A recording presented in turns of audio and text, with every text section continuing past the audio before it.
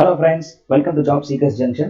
So இந்த வீடியோவில் நம்ம என்ன பார்க்க போகிறோம் அப்படின்னு பார்த்தீங்கன்னா சிபிஎஸ்சிலேருந்து லான்ச் பண்ணியிருக்கக்கூடிய குரூப் ஏ பிசி அப்படிங்கிற வேரியஸ் கைண்ட் ஆஃப் போஸ்ட் அதை பற்றின டீட்டெயில்ஸ் தான் பார்க்க போகிறோம்.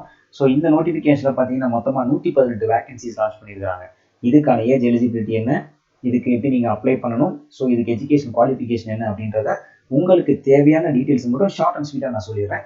ஈஸியாக பார்த்து தெரிஞ்சுக்கோங்க. Okay, so central board of secondary education அவங்க தான் வந்து இந்த நோட்டிஃபிகேஷன் லான்ச் பண்ணியிருக்காங்க. மொத்தமாக பார்த்தீங்கன்னா குரூப் ஏபிசி அப்படின்னு 3 வேரியஸ் போஸ்ட் இருக்குது. ஸோ இந்த ஏபிசியில் பார்த்தீங்கன்னா அசிஸ்டன்ட் செக்ரட்டரி, அதாவது அட்மினிஸ்ட்ரேஷனில் அந்த லெவலில் வர்றது ஒரு போஸ்ட் இருக்குது. அசிஸ்டன்ட் செக்ரட்டரி அகாடமிஸ் லெவலில் ஒரு போஸ்ட் சொல்லியிருக்கிறாங்க. Assistant secretary skill education, assistant secretary training level, அதே மாதிரி அக்கௌண்ட்ஸ் ஆஃபீஸர். ஸோ இவங்க எல்லாருக்குமே பே ஸ்கேல் பார்த்தீங்கன்னா லெவல் 10, அதாவது அப்ராக்சிமேட்டா 85,000க்கு மேலே உங்களுக்கு பே ஸ்கேல் இருக்கும். அதுதான் லெவல் 10 அப்படின்றது. ஸோ அடுத்து குரூப் பில பார்த்தீங்கன்னா ஜூனியர் இன்ஜினியர், ஜேஇன்னு சொல்லக்கூடியது, ஜூனியர் டிரான்ஸ்லேஷன் ஆஃபீஸர், அதாவது லாங்குவேஜ் டிரான்ஸ்லேஷன் அந்த மாதிரி ஒன்று இருக்கும். அதுக்கப்புறம் அக்கௌண்டன்ட், ஜூனியர் அக்கௌண்டன்ட், இது வந்து குரூப் சியில். ஸோ இதுதான் மொத்தமாக வேகன்சிஸ். ஸோ இதுக்கு பே ஸ்கேல் பார்த்தீங்கன்னா லெவல் 6, அதாவது மோர் தென் 45 to 50,000 எவ்வளோ இருக்கும். லெவல் 4க்கு வந்து அதே மாதிரி 40,000 ப்ளஸ் இருக்கும். லெவல் 2 அப்படின்றப்போ உங்களுக்கு 20,000 ப்ளஸ் அலவன்சஸ் சேர்ந்து ஆட் ஆன் ஆகி வரும். ஓகேங்களா, இதில் வந்து பார்த்தீங்கன்னா என்னென்ன வேகன்சிஸ் இருக்குது, மேக்ஸிமம் ஏஜ் லிமிட் என்ன அப்படின்றதையும் உங்களுக்கு மென்ஷன் பண்ணியிருக்காங்க. ஸோ குரூப் ஏல வரக்கூடிய இந்த அசிஸ்டன்ட் செக்ரட்டரி அட்மினிஸ்ட்ரேஷன் போஸ்ட்டுக்கு பார்த்தீங்கன்னா 35 இயர்ஸ். இது வந்து மேக்ஸிமம் ஏஜ் லிமிட் தான். ஓகேங்களா, மினிமம் கிடையாது, மேக்ஸிமம் 35 இயர்ஸ் இருக்கணும். ஏஜ் ரிலாக்ஸேஷன் எப்படி இருக்குன்றதை நம்ம அடுத்து கீழே வரப்போகிற பேஜஸில் பார்ப்போம். ஸோ அசிஸ்டன்ட் செக்ரட்டரி அகாடமிஸில் நீங்கள் அப்ளை பண்ணுறீங்கன்னா 30 வயசு வரைக்கும் உங்களுக்கு இருக்கணும். அசிஸ்டன்ட் செக்ரட்டரி ஸ்கில் எஜுகேஷன் அதுவும் 30 வயசு வரைக்கும் இருக்கணும். அசிஸ்டன்ட் செக்ரட்டரி ட்ரைனிங் லெவல்லையும் உங்களுக்கு 30 இருக்கணும். அக்கௌண்ட் ஆஃபீஸருக்கு பார்த்தீங்கன்னா 35 வயசு. இதே மாதிரி ஒவ்வொரு கேட்டகரிக்கும் ஏஜஸ் கொடுத்துருக்காங்க. நீங்கள் எந்த போஸ்ட்டுக்கு அப்ளை பண்ணுறீங்களோ அதுக்கான ஏஜ் லிமிட் என்னன்றதை நீங்கள் செக் பண்ணிக்கோங்க. அதே மாதிரி எந்தெந்த கேட்டகரியில் நீங்கள் வர்றீங்கன்றதையும் செக் பண்ணிக்கோங்க. மொத்தமாக பார்த்தீங்கன்னா எஸ்சி, எஸ்டி, ஓபிசியில் நான் கிரீமி லேயர், அதாவது என்சிஎல்ன்றது, இடபிள்யூசி, யூஆர்.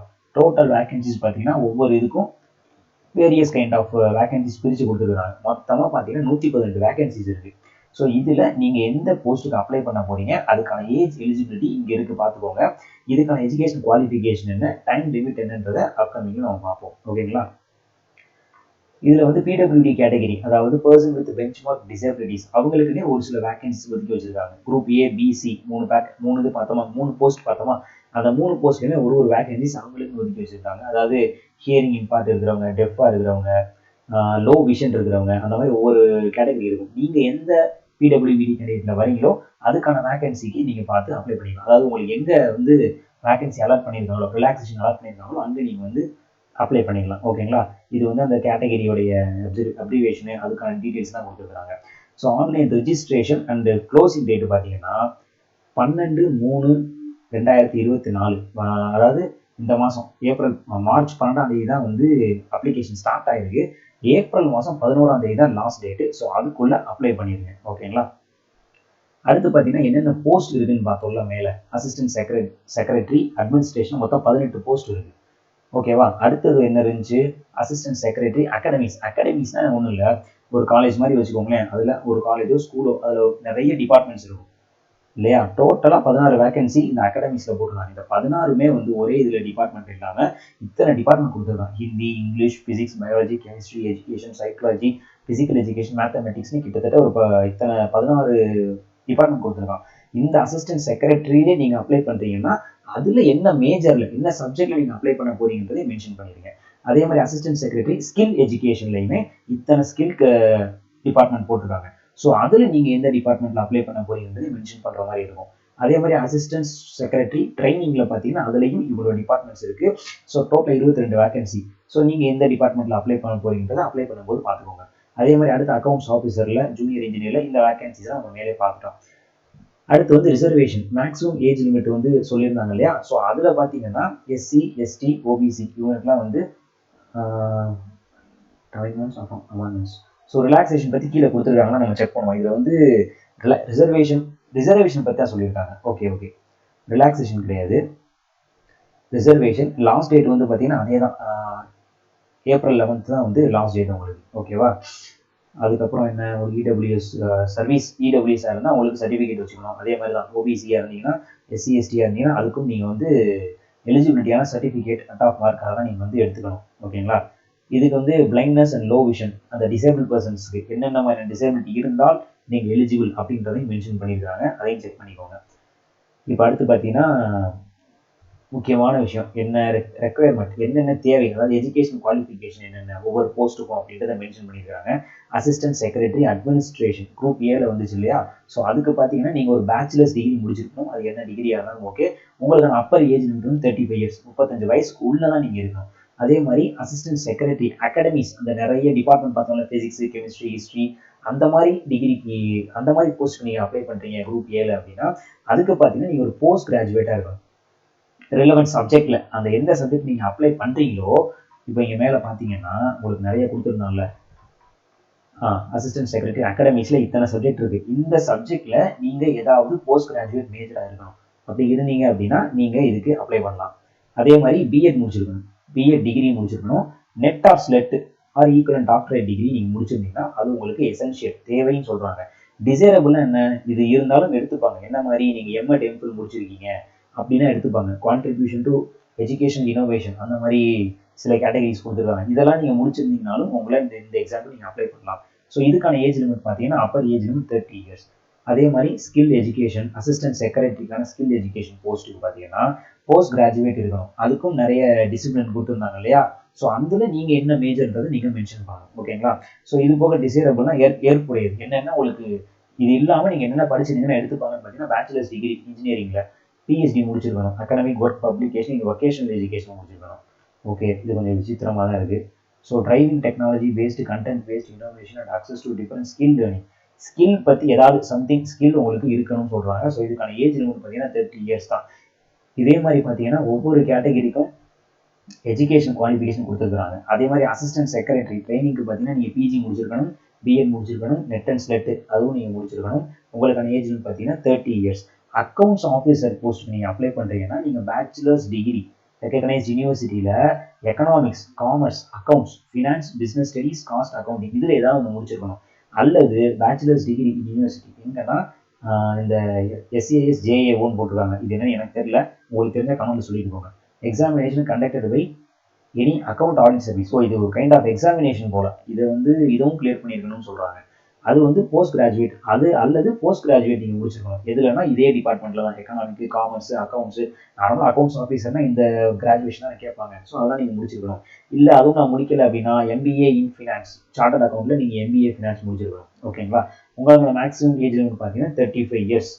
அதுக்குள்ளே நீங்கள் இருந்தீங்கன்னா அதெல்லாம் அப்ளை பண்ணலாம். அடுத்து பார்த்தீங்கன்னா ஜேஇ ஜூனியர் இன்ஜினியர் எல்லாருக்கும் எலிஜிபிளாக இருக்கக்கூடிய ஒரு டிபார்ட்மெண்ட் தான். அது என்னன்னு பார்த்தீங்கன்னா BE BTech degree in civil இன்ஜினியரிங்ல நீங்கள் முடிச்சிருக்கணும்.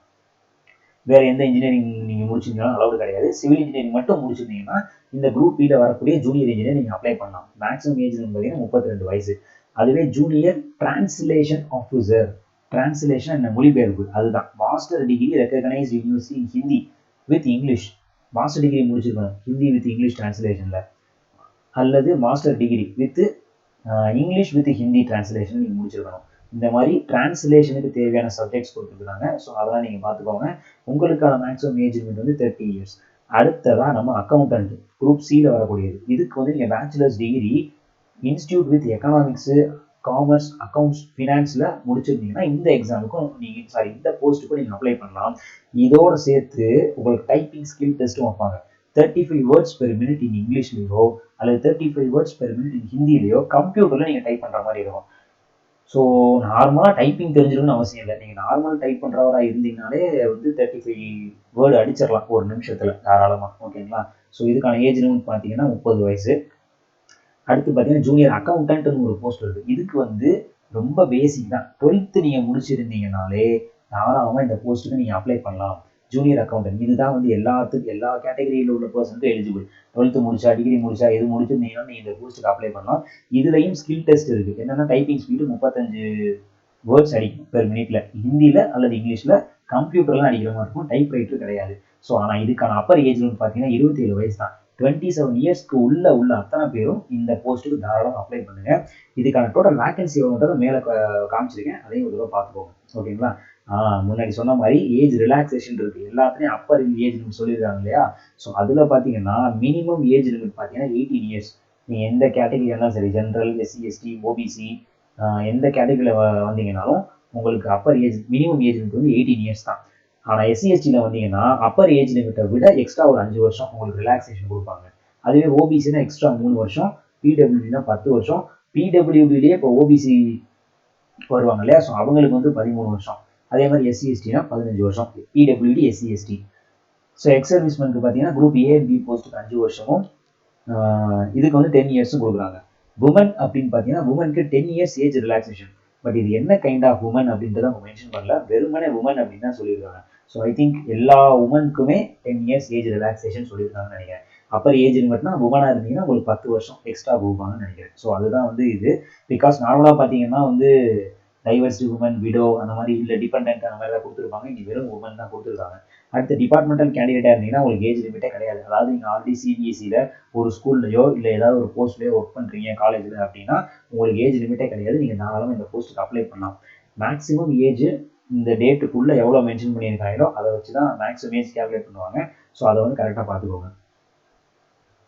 ஸோ உங்கள் டேட் ஆஃப் பர்த் வந்து 10th அண்ட் ஹையர் செகண்டரி லெவலில் சர்டிஃபிகேட் வச்சுருப்பீங்கல்ல, அந்த சர்டிஃபிகேட்டில் மேட்ச் ஆகிற டேட் ஆஃப் பர்த் கரெக்டாக இருக்கணும். அதை தான் நீங்கள் அப்ளிகேஷனே கொடுக்கணும், கரெக்டாக பார்த்து கொடுத்துக்கோங்க. இப்போ அடுத்து பார்த்தீங்கன்னா அப்ளிகேஷன் ஃபீஸ் அது எவ்வளோ நம்ம பார்ப்போம். ஸோ அன்ரிசர்வ்டு அதாவது ஜென்ரல் கேட்டகரி, ஓபிசி, இடபிள்யூஎஸ் இவங்க 3 பேருக்கு பார்த்தீங்கன்னா 1500 ரூபா ஃபீஸு. ஓகேங்களா. ஃபார் குரூப் ஏ போஸ்ட்டுக்கு மட்டும். நீங்கள் குரூப் பி அண்ட் சிக்கு அப்ளை பண்ணுறீங்கன்னா உங்களுக்கு 800 ரூபா தான் ஃபீஸு. யாருக்கு 3 கேட்டகரி தான், அன்ரிசர்வ்டு, ஜென்ரல் கேட்டகரி, ஓபிசி, இடபிள்யூஎஸ்க்கு. அதுவே நீங்கள் எஸ்சி எஸ்டி, பிடபிள்யூடி, எக்ஸ் சர்வீஸ்மேன், உமன் தான்ப்பா, காமனாக எல்லா உமனுக்கும் ஃப்ரீ தான். உமன், ரெகுலர் சிபிஎஸ்சி எம்ப்ளாயிஸ்னால் அவங்களுக்கு ஃபீஸே கிடையாது, தாராளமாக நீங்கள் அப்ளை பண்ணலாம். இங்கே 1500 800 வாங்குறாங்க, பட் இங்கே வந்து எல்லாருமே ஃபீஸ் ஃப்ரீயாக கொடுக்குறாங்கன்றப்போ நீங்கள் தாராளமாக இந்த ஆப்பர்ச்சுனிட்டி யூஸ் பண்ணிக்கணும், மிஸ் பண்ணிடக்கூடாது. ஓகேங்களா. ஸோ ஆல்மோஸ்ட் எல்லாமே சொல்லி நினைக்கிறேன். மோட் ஆஃப் பேமெண்ட்ஸ் வந்து ஆன்லைன் தான், அது நமக்கே தெரியும். நீங்கள் யூபிஐலையோ இல்லை debit card, credit card, internet banking என்ன வச்சுருக்கீங்களோ அதில் நீங்கள் பே பண்ணிடுங்க. அந்த டியூ டேட்டுக்குள்ளே பே பண்ணுங்கள். இப்போ டேட்டு தாண்டி போயிடுச்சுன்னா அப்புறம் பேமெண்ட்லாம் பண்ண முடியாது, அப்ளிகேஷன் ரிஜெக்ட் ஆகிடும். அதுக்கு வாய்ப்பு கொடுக்காதீங்க, சீக்கிரமே அப்ளை பண்ணி முடிச்சுடுங்க. அதுக்கப்புறம் பார்த்தீங்கன்னா ஸ்கீம் ஆஃப் எக்ஸாமினேஷன், அதாவது என்னென்ன சிலபஸ் இருக்குது எக்ஸாமுக்கு, இதுதான் ரொம்ப முக்கியமான விஷயம். அதனால இதை கொஞ்சம் டீப்பாக கவனிச்சுக்கோங்க. ஓகேங்களா. என்னென்ன டைப் ஆஃப் சிலபஸ் இருக்குது, எப்படி எனக்கு எக்ஸாம்ஸ் கண்டக்ட் பண்ணுறாங்கன்றதை பார்ப்போம். டயர் 1, டயர் 2 அப்படின்னு 2 ஸ்டேஜ் ஆஃப் எக்ஸாம்ஸ் வைக்கிறாங்க. ஓகேங்களா. ரெண்டுமே பார்த்தீங்கன்னா எம்சிக்யூ டைப்பு, ஓஎம்ஆர் பேஸ்டு தான், உங்களுக்கு சிஸ்டமில் கிடையாது. அந்த ஸ்கில் டெஸ்ட்டு, டைப்பிங்க்கு அது பார்த்தோம்ல, அது மட்டும் நீங்கள் சிஸ்டமில் டைப் பண்ணுற மாதிரி இருக்கும். மீதி எல்லாமே உங்களுக்கு ஓஎம்ஆரில் தான். பார்த்தீங்கன்னா current affairs, general awareness, mental ability, reasoning. அடுத்து பார்த்தீங்கன்னா நியூமெரிக்கல் எபிலிட்டி, ஜென்ரல் காம்ப்ரிஹென்ஷன், அதாவது communication skill, Hindi, general Hindi, comprehension and ஹிந்தியில் இருக்கும் போல இருக்குது இதெல்லாம். அடுத்து பார்த்தீங்கன்னா இங்கிலீஷ்லேயே ஒரு டாபிக் இருக்குது, general English, comprehension and communication skill, basic knowledge of computer operation. So மொத்தமாக பார்த்தீங்கன்னா 150 கொஸ்டின், 300 மார்க். அதாவது ஒரு கொஸ்டினுக்கு 2 மார்க், 2.5 மணி நேரம் காம்போசிட் டைம் தான். ஸோ இந்த டாபிக் எல்லாம் படிச்சுக்கோங்க. இதுக்கெல்லாம் வந்து தனியாக பிடிஎஃபே இருக்குது, நீங்கள் கூகுள் பண்ணினாலே உங்களுக்கு கிடைக்கும். ஸோ இதுதான் வந்து சிலபஸ் பேப்பர் 1, அதாவது டயர் 1க்கான சிலபஸ் இது. இப்போ டயர் 2 பார்த்தீங்கன்னா அதுவும் ரிட்டன் எக்ஸாமினேஷன் தான். என்ன மாதிரின்னு பார்த்தீங்கன்னா பார்ட் 1, பார்ட் 2, பார்ட் 3, பார்ட் 4 அப்படின்னு 4 பிரிச்சிருக்காங்க டயர் 2. அதில் பார்ட் 1ல் பார்த்தீங்கன்னா current affairs, general awareness, economics, social, history, politics இதெல்லாம் வந்து நீங்கள் படிச்சுக்கணும். அதாவது நார்மலாக டிஎன்பிசிக்கோ இல்லை யூபிஎஸ்சிக்கோ படிப்பீங்கல்ல, அந்த மாதிரி டாபிக்ஸ் எல்லாம் இதில் படிச்சுக்கணும் பார்ட் 1ல். அதிலே பார்ட் 2ல் பார்த்தீங்கன்னா அட்மினிஸ்ட்ரேட்டிவ் தியரிஸ், அட்மினிஸ்ட்ரேட்டிவ் பிஹேவியர், இந்த மாதிரி வந்து நிறைய சிலபஸ் கொடுத்துருக்காங்க, அதெல்லாம் செக் பண்ணிக்கோங்க. ஸோ பார்ட் 3ல் வந்து பார்த்தீங்கன்னா constitution of India, polity, ethics, integrity, ஆப்டிடியூடும் வருது இதில் பார்ட் 3ல். அதுவே பார்ட் 4ல் பார்த்தீங்கன்னா ஒன்லி எஸ்ஏ ரேட்டிங் மட்டும்தான், 40 மார்க் இது. ஸோ இது உங்களுக்கு கண்டிப்பாக ஒரு ஸ்கோரிங் ஏரியாவை இருக்கும்னு நம்புகிறேன். ஸோ இதில் வந்து கிளியரிங் நேச்சர் எவ்வளோ எடுக்கணும் அப்படின்றத உங்களுடைய ஸ்ட்ராங் ஜோன் என்னங்கிறத தெளிவாக பார்த்துக்கோங்க. ஓகேங்களா. இது முடிச்சதுக்கப்புறம் பார்த்தீங்கன்னா இன்டர்வியூ இருக்கும். இன்டர்வியூ பார்த்தீங்கன்னா 80 மார்க். ஸோ டோட்டலாக இது பார்த்தீங்கன்னா 320 மார்க்கு, இது 80 மார்க்கு, மேலே ஒரு 300 மார்க். இதில் டயர் 1 வந்து ஜஸ்ட் கிளியரிங் நேச்சராக தான் இருக்கும்னு நினைக்கிறேன். அதை பற்றி அவங்க எதுவும் மென்ஷன் பண்ணல, அதை பற்றி அந்த மென்ஷன் பண்ணாங்க. ஃபைனல் மெரிட் லிஸ்ட் வந்து based on the performance of B and C, அதாவது இன்டர்வியூவும் டயர் 2ல் நீங்கள் எடுக்கிற மார்க்கையும் பேஸ் பண்ணி தான் உங்களுக்கு ஃபைனல் மெரிட் லிஸ்ட், அதாவது 320 + 80 டோட்டலாக 400 மார்க்குக்கு தான் வந்து ஃபைனல் மெரிட் லிஸ்ட் வந்து விடுவாங்க. அதுதான் இது வந்து பார்த்தீங்கன்னா ஒவ்வொரு டிபார்ட்மெண்ட்டுக்கு ஏற்ற மாதிரி வந்து சிலபஸ் இருக்குது. இவ்வளோ நேரம் பார்த்தது வந்து அசிஸ்டன்ட் செக்ரட்டரி, அட்மினிஸ்ட்ரேஷன் கேடரில் பார்த்தோம்.